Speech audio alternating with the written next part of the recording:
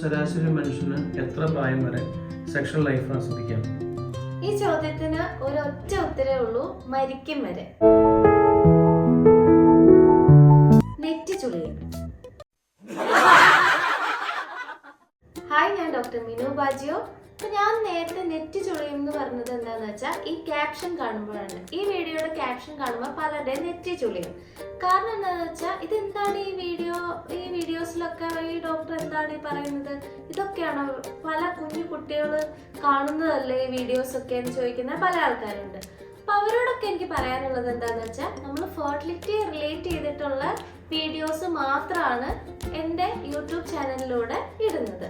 അപ്പോൾ ഇതിൽ വരുന്ന ഒരു കാര്യമാണ് റീപ്രൊഡക്ഷൻ എന്ന് പറയുന്നത്. റീപ്രൊഡക്ഷൻ എന്ന് പറഞ്ഞാൽ എന്താ, ഒരു നെക്സ്റ്റ് ജനറേഷനെ വാർത്തെടുക്കുന്ന ഒരു പ്രോസസ്സാണ്. അതിൽ വരുന്നതാണ് സെക്സ് എന്ന് പറയുന്നത്. അപ്പം അത് റിലേറ്റ് ചെയ്തിട്ടുള്ള ഡൗട്ടുകൾ പല ആൾക്കാർക്കും ചമ്മലായതുകൊണ്ടും അല്ലെങ്കിൽ ടെൻഷൻ ആയതുകൊണ്ടും പലരോട് ചോദിക്കാത്തതായിട്ടുണ്ട്. അപ്പോൾ അതൊക്കെ ക്ലിയർ ചെയ്ത് സാധാരണക്കാരിലേക്ക് എത്തിക്കുക എന്നുള്ളതാണ് നമ്മുടെ ഈ യൂട്യൂബ് ചാനലിന്റെ മെയിൻ മോട്ടോ എന്ന് പറയുന്നത്. ഡോക്ടർ, അതായത് 60+ ആയാലും 60+ എന്നല്ല, ഏതൊരു ഏജ് ആണെങ്കിലും സെക്ഷൽ ലൈഫ് നമുക്ക് എങ്ങനെയും ആസ്വദിക്കാമെന്നാണ് ഡോക്ടർ പറയുന്നത്. Of course yes. ഏതൊരു പ്രായമാണെങ്കിലും എത്ര വാർദ്ധക്യമായാലും നല്ലൊരു ഹെൽത്തി ആയിട്ടുള്ള മൈൻഡും അതിനൊത്ത് ചലിക്കുന്ന ഒരു ബോഡിയും ഉണ്ടെങ്കിൽ നമുക്ക് സെക്ഷൽ ലൈഫ് ആസ്വദിക്കാവുന്നതാണ്. അതിൽ ചിലപ്പോൾ മെത്തേഡ്സിലും ഫ്രീക്വൻസിയിലും കുറച്ച് ഡിഫറൻസ് ഉണ്ടാവാം. കാരണം എന്താണെന്ന് വെച്ചാൽ ഏജ് അഡ്വാൻസ് ആവുന്നതോറും നമ്മുടെ ബോഡിയിൽ കുറേ ഡിഫറൻസ് ഉണ്ടാവും. ഈ ഡിഫറൻസിലൊന്നാണ് ഫീമെയിൽസിന്റെ വെജൈനയും മെയിൽസിന്റെ പീനിസും. ഇതിനെ ഒന്ന് കീറി മുറിച്ച് നോക്കിക്കഴിഞ്ഞാൽ സ്ത്രീകൾക്ക് പറയാനുള്ളത് പ്രസവശേഷം അവരുടെ ബോഡിയിൽ ഉണ്ടാകുന്ന മാറ്റങ്ങൾ, അതായത് സ്ട്രെച്ച് മാർക്സ്, അതുപോലെ തന്നെ സാഗിങ് ഓഫ് ബ്രസ്റ്റ്, അതുപോലെ ഇലാസ്റ്റിസിറ്റി, വെജൈനയിൽ ഇലാസ്റ്റിസിറ്റി കണ്ടുവരാറുണ്ട് നോർമൽ ഡെലിവറി ഒക്കെ കഴിഞ്ഞ പേഷ്യൻസിൽ.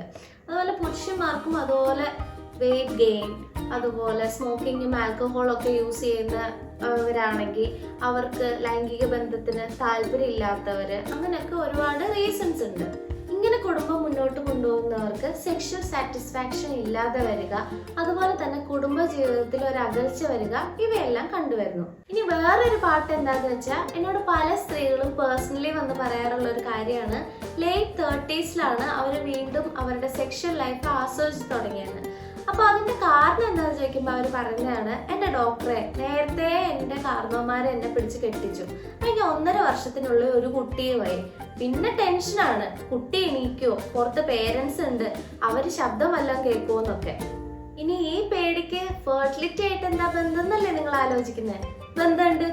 സോ നമ്മൾ കുട്ടി ഉണ്ടാവാൻ വേണ്ടി തയ്യാറെടുക്കുമ്പോൾ നമ്മൾ ശ്രദ്ധിക്കേണ്ട കാര്യമാണ് നമ്മുടെ മൈൻഡ് എത്രത്തോളം റിഫ്രഷ്ഡ് ആണ്, അതുപോലെ തന്നെ നമ്മൾ തിരഞ്ഞെടുക്കുന്ന സ്ഥലം, ഇവയെല്ലാം ഫെർട്ടിലിറ്റി ആയിട്ട് എപ്പോഴും ബന്ധപ്പെട്ടിട്ടുണ്ട്. സെക്സിന് ഒരിടത്തും ഒരു പ്രായപരിധി നിശ്ചയിച്ചിട്ടില്ല. നമ്മുടെ ശരീരം തീരുമാനിക്കുന്നതാണ് നമ്മുടെ ജീവിതം. സെക്സ് മാത്രമല്ല ജീവിതം. സെക്സ് എന്ന് പറഞ്ഞ ഒരു പാർട്ട് ഓഫ് ലൈഫാണ്.